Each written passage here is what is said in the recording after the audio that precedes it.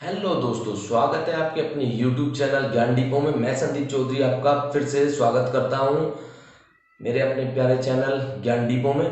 तो चलिए दोस्तों, आज हम करने वाले हैं हम पार्ट 2, जो हमारा 16 फरवरी 2020 में CISF LDC ASI का एग्जाम हुआ था 16 फरवरी में, जो कि बाद में कैंसिल कर दिया गया था। उसका सामान्य ज्ञान का पेपर कर रहे हैं हम। पार्ट 1 ऑलरेडी हम कर चुके हैं, आज हम करने वाले हैं पार्ट 2।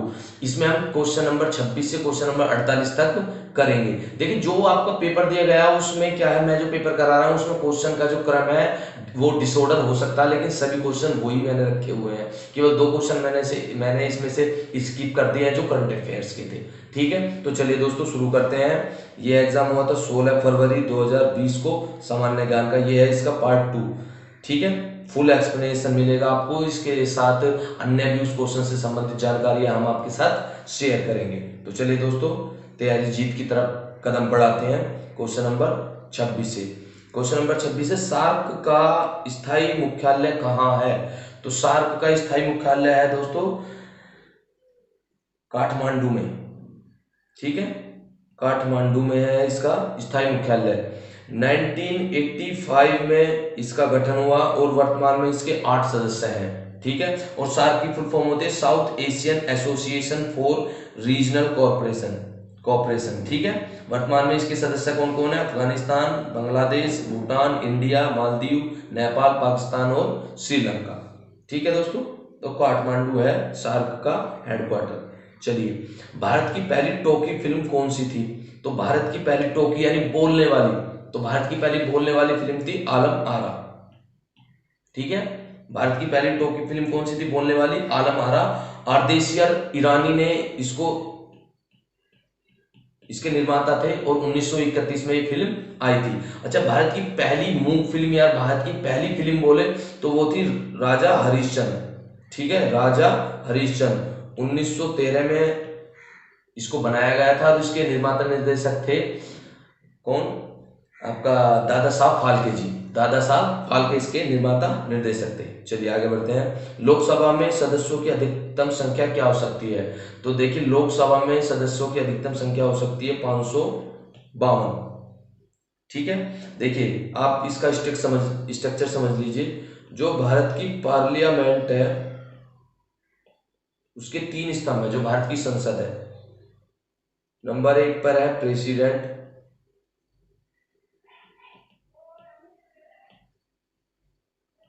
नंबर 2 पर है राज्यसभा और नंबर 3 पर है आपका लोकसभा। ठीक है, अब राज्यसभा को बोला जाता है दोस्तों अपर हाउस। याद रखिए, क्या बोला जाता है? Upper house. अनुच्छेद 80 के अंतर्गत इसका गठन है। अधिकतम इसमें सीट हो सकती है 252। उसके बाद लोकसभा, अनुच्छेद यानी आर्टिकल 81 के तहत इसका गठन किया गया और इसमें अधिकतम सीट हो सकती है 552। वर्तमान में कितनी सीट है? वर्तमान में है दोस्तों इसमें सीट 543। पहले इसमें सीट होती थी 545। 545 को दो भागों में बांटा जाता था, 543 इलेक्टेड और 2 नॉमिनेटेड।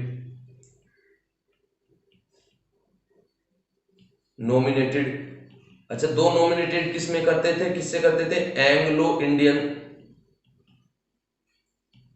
ठीक है, लेकिन जनवरी 2020 में भारतीय संसद ने इसको खत्म कर दिया है। ठीक है, इसको खत्म कर दिया है। तो अब वर्तमान में कितनी सीटें हैं? 543। अधिकतम हो सकती है 542 हो सकती है। लोकसभा का कार्यकाल होता है दोस्तों 5 साल का और राज्यसभा का होता है 6 साल का, याद रखिएगा। ठीक है, चलिए आगे बढ़ते हैं। निम्नलिखित में से किस वर्ष में RMS टाइटैनिक डूब गया? ठीक है, RMS टाइटैनिक डूब गया था। तो 15 अप्रैल 1912।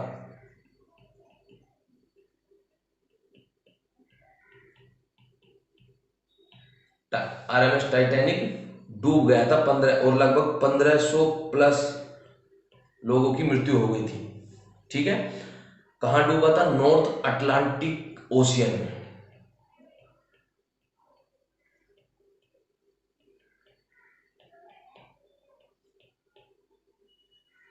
डूब गया था। चलिए आगे बढ़ते हैं। बाबा आमटे को निम्नलिखित में से किस सामाजिक कार्य के लिए जाना जाता है? तो बाबा आमटे का पूरा नाम है दोस्तों मुरलीधर देवीदास आमटे। ठीक है, महाराष्ट्र के निवासी थे ये, और ये इन्होंने बहुत अच्छा काम किया है कुष्ठ रोगियों के लिए।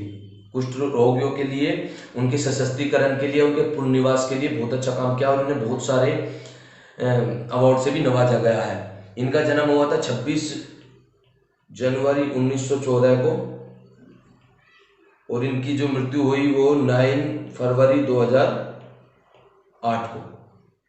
ठीक है, इन्हें पद्मश्री, पद्म विभूषण, इंदिरा गांधी अंतर्राष्ट्रीय अवार्ड, रमन मैग्सेसे अवार्ड, और इसके अलावा doctor Ambedkar international award, Templeton prize, ठीक है, UN prize for human rights की से भी नवाजा जा चुका है। ठीक है, क्वेश्चन नंबर 31 देखिए, निम्नलिखित में से किस खेल में गेंद का उपयोग नहीं किया जाता? देखिए, क्रिकेट में भी बॉल का उपयोग किया जाता है, फुटबॉल में भी, और टेनिस में भी। बैडमिंटन ऐसा गेम है जिसमें रैकेट और शटल, ठीक है, और शटल कोक बोल दीजिए, शटल बोल दीजिए, इसका प्रयोग किया जाता है। चलिए आगे बढ़ते हैं। सबरीमाला निम्नलिखित में से किस राज्य में है? तो सबरीमाला एक जगह है दोस्तों केरल में। ठीक है, केरल में पेरियार टाइगर रिजर्व के अंदर ये जगह है, और वहीं पर है सबरीमाला टेम्पल। चलिए आगे बढ़ते हैं।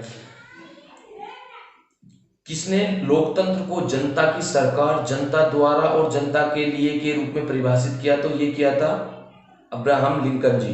अमेरिका के 16th क्रम के प्रेसिडेंट थे। कब? 1861 से 65 तक रिपब्लिकन थे। ठीक है, और याद रखिएगा अमेरिका में राष्ट्रपति का कार्यकाल 4 वर्षों का होता।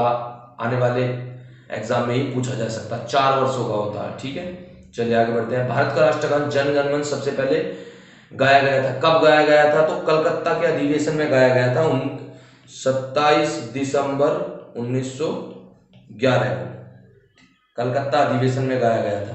ठीक है दोस्तों। अच्छा, अपनाया कब गया भारत सरकार द्वारा? तो 24 जनवरी 1950 को अपनाया गया राष्ट्रगान के रूप में ये, और इसी दिन वंदे मातरम को राष्ट्रगीत के रूप में भी अपनाया गया है।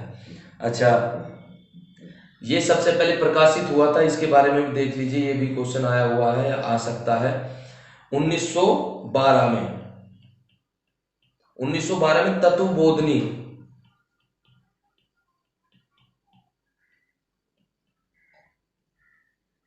तत्वबोधिनी पत्रिका में भारत विधाता के शीर्षक से ये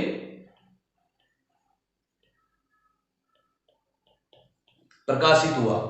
ठीक है, 1919 में रविंद्रनाथ टैगोर जी ने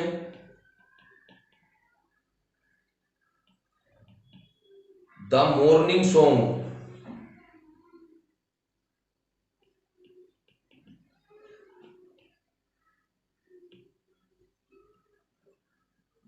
ऑफ इंडिया के शीर्षक से इसको इंग्लिश में ट्रांसलेट किया। The morning song of India के नाम से इसे ट्रांसलेट किया था। रविंद्रनाथ टैगोर जी को 1913 में साहित्य का नोबेल पुरस्कार से सम्मानित किया गया था गीतांजलि के लिए। चलिए क्वेश्चन नंबर 35, भारत में पहला परमाणु विस्फोट निम्नलिखित में से कहां पर किया गया? तो भारत में पहला परमाणु विस्फोट पोखरण 1 के नाम से किया गया था राजस्थान में। ठीक है, पोखरण 1 के नाम से 18 मई 1974 को पोखरण 1, ठीक है, पोखरण में किया गया था 18 मई 1974 को पोखरण 1 राजस्थान में, और इसमें ईंधन का यूज किया गया था प्लूटोनियम। ठीक है, याद रखिएगा प्लूटोनियम का यूज किया गया था ईंधन के रूप में। ठीक है, इसका जो कोड वर्ड था वो था स्माइलिंग बुद्धा।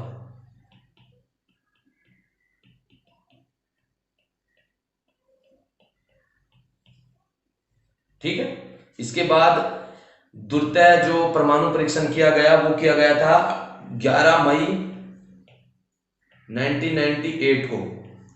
एक्चुअली ये द्वितीय में एक 13 मई को भी किया गया था 1998 को, और यहाँ पर ईंधन का यूज किया गया था यूरेनियम और प्लूटोनियम दोनों को, और इसका जो कोड वर्ड था वो था शक्ति। ठीक है, शक्ति। चलिए आगे बढ़ते हैं। निम्नलिखित में से कौन कभी भारत के मुख्य चुनाव आयुक्त तो नहीं रहे? देखिए ये टफ क्वेश्चन था, ये एक्चुअल में टफ क्वेश्चन था ये। ठीक है, बहुत ही, मैं तो एक्चुअली इसे टफ क्वेश्चन मानता हूं। इसका सही जवाब है आर एस वर्मा। ठीक है, के वी सुंदरम जी हैं, ये द्वितीय क्रम के हमारे मुख्य चुनाव आयुक्त थे। ये 1958 से 1967 तक रहे, 1958 से 1967 तक। टी स्वामीनाथन जी, ये 1973 से 77 तक रहे। आर के द्विवेदी जी, ये 1982 से 85 तक रहे। लेकिन आर एस वर्मा जी हमारे मुख्य चुनाव आयुक्त नहीं रहे। पहले मुख्य चुनाव आयुक्त कौन थे? इंपोर्टेंट है, आप याद रखिएगा, सुकुमार सेन। ठीक है, 1950 से लेकर के 1958 तक ये रहे। ठीक है, वर्तमान में कौन है? तो वर्तमान में है आपके सुनील अरोड़ा जी, 23वें क्रम के। ठीक है, 23वें क्रम के हैं ये। ठीक है, तो सुनील अरोड़ा जी।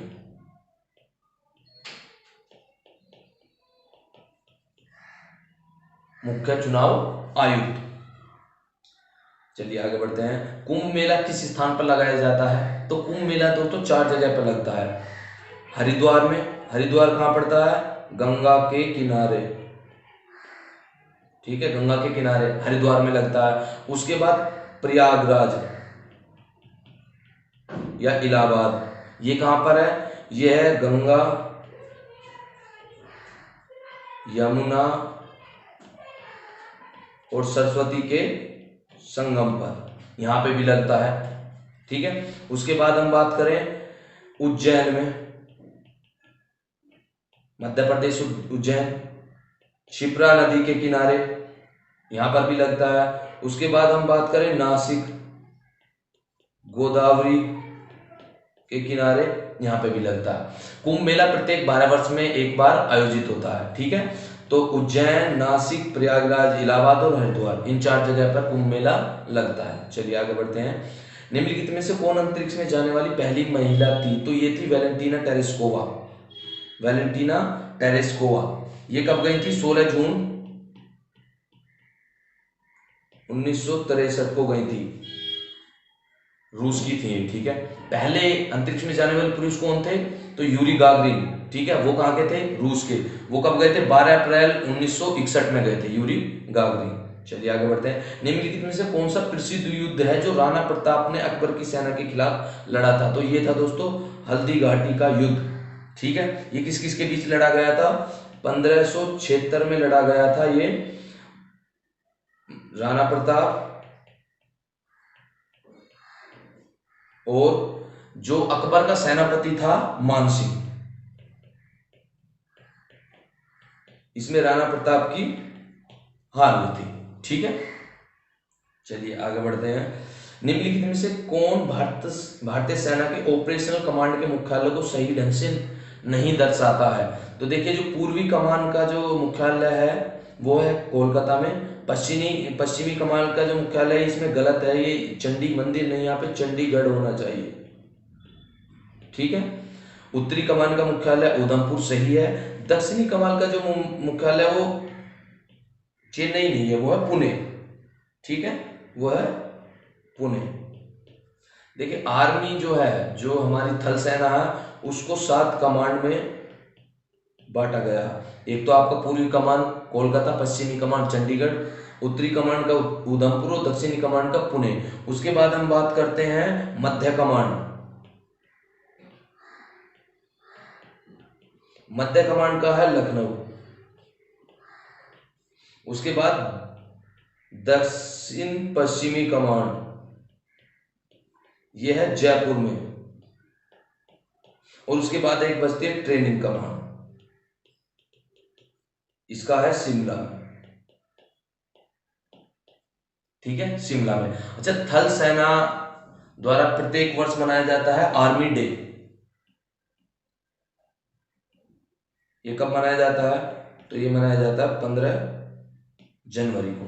थल सेना यानी चीफ ऑफ आर्मी स्टाफ कौन है हमारे? जनरल मनोज मुकुंद नरवणे जी हैं। चलिए, उनको हाल ही में बांग्ला ये जो अपने नेपाल है, नेपाल के जनरल की उपाधि से, मानद उपाधि से अभी सुशोभित किया गया था। चलिए आगे बढ़ते हैं। इसरो द्वारा विकसित भारतीय जीपीएस प्रणाली का नाम क्या है? तो ये है नाविक। ठीक है, इसरो की अब इसरो ने अपनी एक नई जीपीएस प्रणाली विकसित कर ली है जिसका नाम है नाविक। भूकंप की रिकॉर्डिंग के लिए इस्तेमाल किए जाने वाला उपकरण कौन सा? तो यह है सिस्मोग्राफ। ठीक है, क्या है? सिस्मोग्राफ। भूकंप तरंगों की तीव्रता को मापता है सिस्मोग्राफ। बारोग्राफ नहीं है, ये थोड़ा सा गलत हो गया है, मिसप्रिंट हो गया होगा पेपर में, ये होता बैरोग्राफ। वायुमंडलीय दाब को मापता है बैरोग्राफ। ठीक है, पेंटोग्राफ क्या होता है? पेंटोग्राफ होता है जो ट्राम होती हैं या फिर रेलगाड़ी होती है, उनके ऊपर जो एक तिकोना सा ऐसे लगा होता है जहां से जो इलेक्ट्रिक लेता है। ठीक है, विद्युत ग्राही बोलते हैं इसको, विद्युत ग्राही। हाइड्रोग्राफ क्या होता है? हाइड्रोग्राफ होता है वस्तुओं का सापेक्षिक घनत्व मापने के लिए। ठीक है, हाइड्रोमीटर। ठीक है, लोकसभा के सदस्य का कार्यकाल कितना होता है? मैंने अभी बताया था 5 साल होता है। राज्यसभा का 6 साल होता है। दुनिया का सबसे बड़ा रेगिस्तान कौन सा? तो वो है सहारा। थार कहां पर है? भारत और पाकिस्तान में। लक्षद्वीप की राजधानी है कावारत्ती। ठीक है, लक्षद्वीप की राजधानी है कावारत्ती। भूकंप की तीव्रता को किससे मापा जाता है? तो देखिए, भूकंप की तीव्रता को रिएक्टर स्केल पर मापा जाता है, रिएक्टर स्केल पर, लेकिन यंत्र का नाम होता है सिस्मोग्राफ। बनारस हिंदू विश्वविद्यालय की स्थापना किसने की थी? तो बनारस हिंदू विश्वविद्यालय की स्थापना हुई थी दोस्तों 1916 में, और ये दरभंगा के महाराज रामेश्वर सिंह,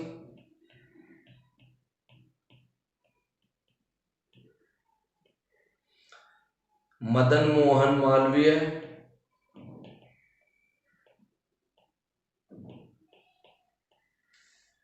राय बहादुर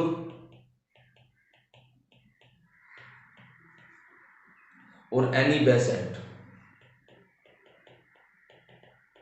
इनके प्रयासों से हुई थी 1916 में बनारस हिंदू विश्वविद्यालय की स्थापना।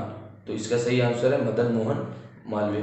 भारतीय राष्ट्रीय कांग्रेस की पहली महिला अध्यक्ष तो ये थी दोस्तों एनी बेसेंट। अगर पूछे भारतीय राष्ट्रीय कांग्रेस की पहली महिला अध्यक्ष तो है एनी बेसेंट। अगर पूछे भारतीय राष्ट्रीय कांग्रेस की पहली भारतीय महिला अध्यक्ष तो वो है सरोजनी नायडू। अच्छा, एनी बेसेंट कब बनी थी? 1970 में, 1917 के कलकत्ता अधिवेशन में। ठीक है, सरोजनी नायडू कब बनी? 1925 में। ठीक है, कानपुर अधिवेशन में।